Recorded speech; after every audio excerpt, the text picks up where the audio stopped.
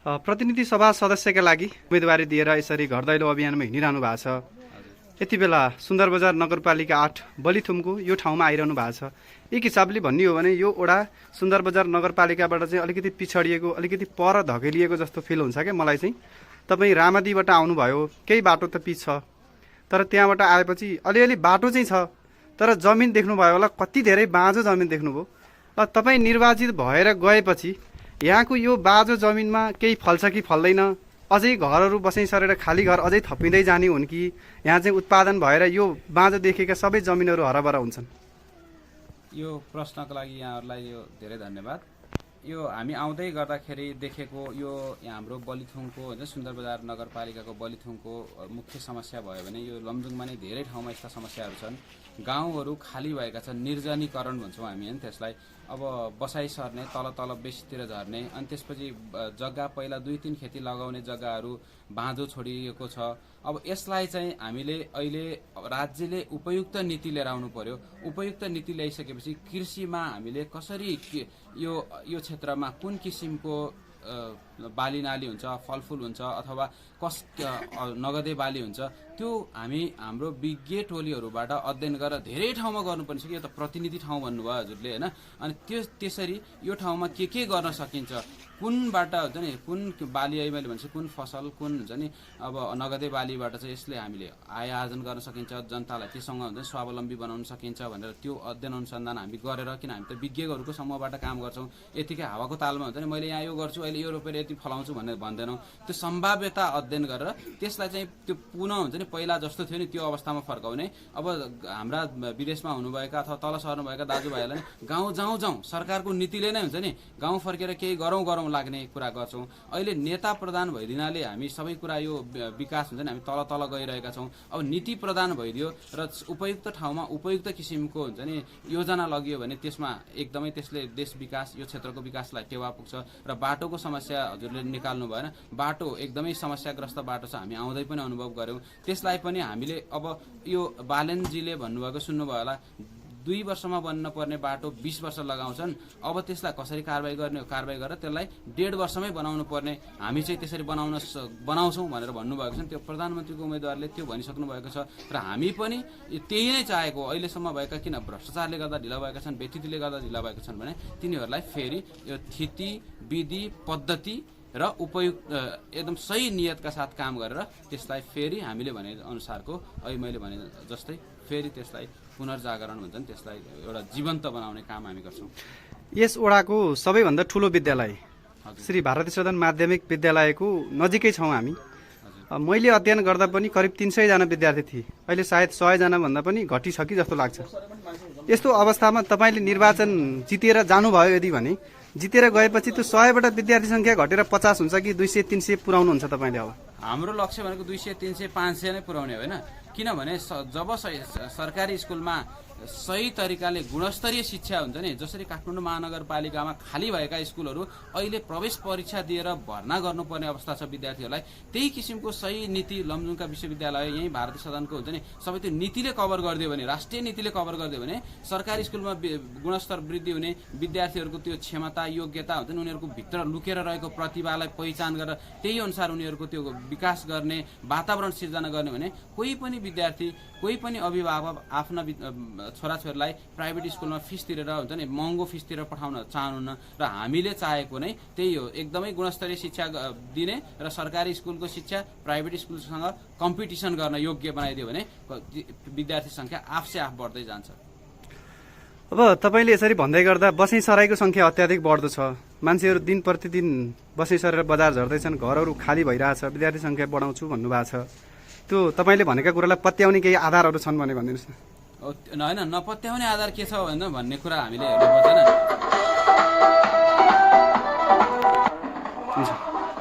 अब विद्यार्थी सङ्ख्या बढाउँछ होइन, त्यसलाई पत्याउने आधार भनेको जब राज्य नेतामुखी होइन नीतिमुखी हुन्छ नि, जब राज्य एउटा विधि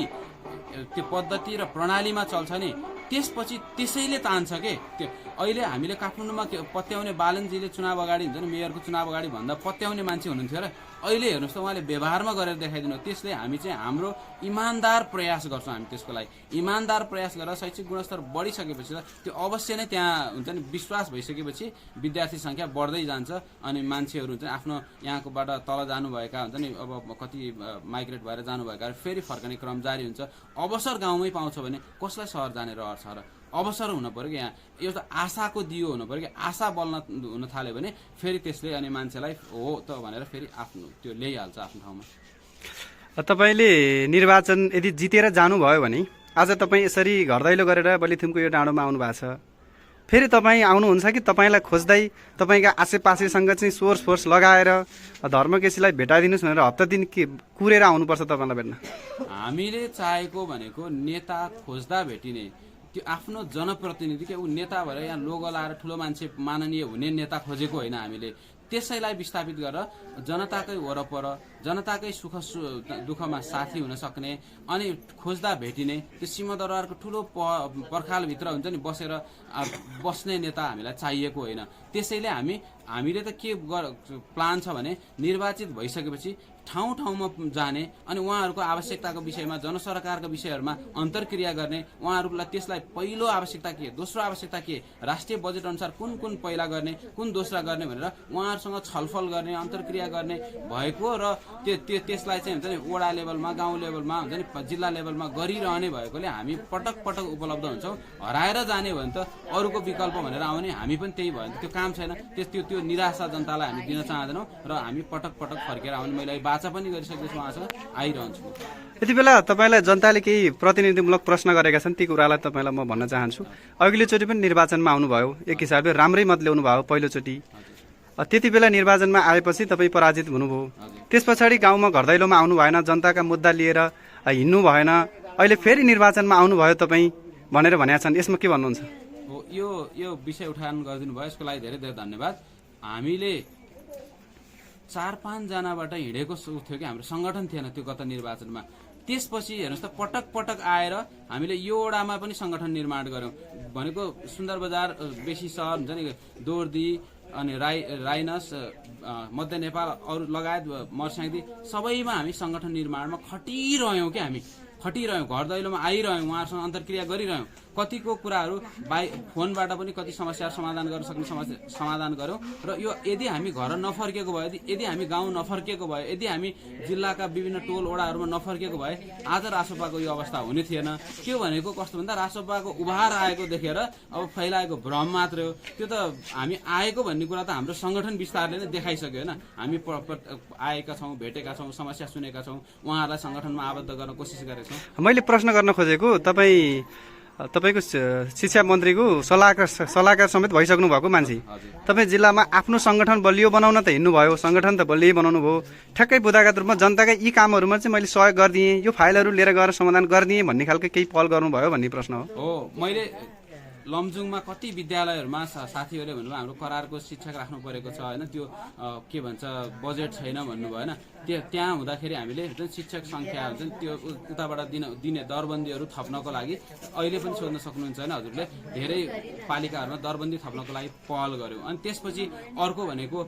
त्यही राइनसको एउटा स्कुल उदाहरण मात्र दिन्छु हैन त्यहाँ त्यो चाइनाले बनाइदिएको स्कुल छ नि त्यसलाई कसरी अलिकति आवासीय विद्यालयमा परिणत गर्न सकिन्छ भनेर त्यहाँ आएर त्यहाँको जनताहरुसँग बुझेर हुन्छ नि अनि त्यसलाई चाहिँ के छ त कुन कुन नीति ऐन कानूनले त्यसलाई छेक्न सक्छ भनेर हामी चाहिँ कस्तो भने यहाँ लमजुङमा शिक्षाको गुणस्तर वृद्धि गर्नलाई पहिला तपाईले सुन्नु भएको छ चिती कुन्छा गाउँ सहर हुन्छ नि दुराडाँडाको स्कुलहरु सुन्नु भएको छ नि कति राम्रो छ त्यो भनेको के भन्छ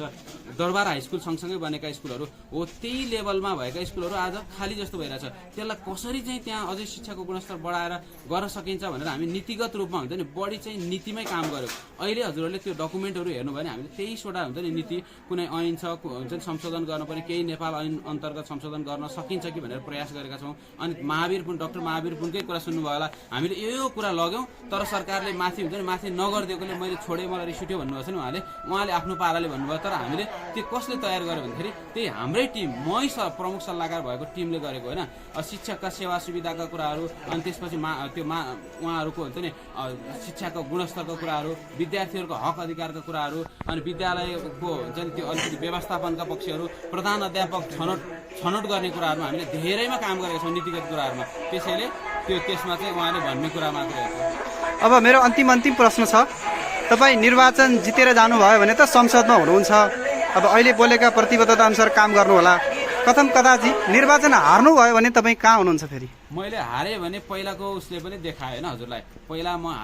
हारेर भागिनँ नि। यहाँ कति के भन्नु भने हार्यो भने यो भाग्छ भनिदिनुहुन्छ होइन। हार्यो भने भाग्ने भए यो निर्वाचनमा फेरि धर्मकेशी उम्मेदवार भएर आउने कुन मुख देखाएर आउँथ्यो होइन। हामी पटक पटक गाउँमै बस्यौँ, यहीँ बसेर सङ्गठन निर्माण गऱ्यौँ, यहीँको सेवा सुविधा कसरी दिन सकिन्छ होइन, यहाँ विकास कसरी ल्याउन सकिन्छ भनेर विभिन्न किसिमले क्या हामी कृषिमा पनि हामीले धेरै ठाउँमा हुन्छ नि 15वटा पालिकामा अनुसन्धान गरेका छौँ, कुन कुन पालिकामा कस्तो कस्तो कृषि हुनसक्छ भनेर यो बिचमा अनुसन्धान गरेका छौँ। त्यसैले हामी भागेर गइँदैन। एक त हार्ने भन्ने यो पटकलाई हाम्रो सोचेको पनि छैन र माहौलले पनि हुन्छ नि सबैको त्यो मत परिवर्तनको चाहनाले पनि जित सुनिश्चित देखाएको छ। हामीले जित्ने पक्का छ। जितिसकेपछि अब हामी आउने भनेको कामको लिस्ट लिनलाई, कुन कुन ठाउँमा के काम गर्नुपर्छ भनेर लिस्ट तयार गर्नुहोस्, त्यो लिनलाई हामी आउँछौँ र उहाँहरूसँग बसेर भलाकुसारी गर्ने पटक गरेर आउँछौँ हामी। हुन्छ, तपाईँले यो समय दिनुभयो। अब अन्तिममा एउटा प्रश्न छ, धेरैजना उम्मेदवारहरू आउनुहुन्छ, कतिपय अवस्थामा उहाँले जितेर गएपछि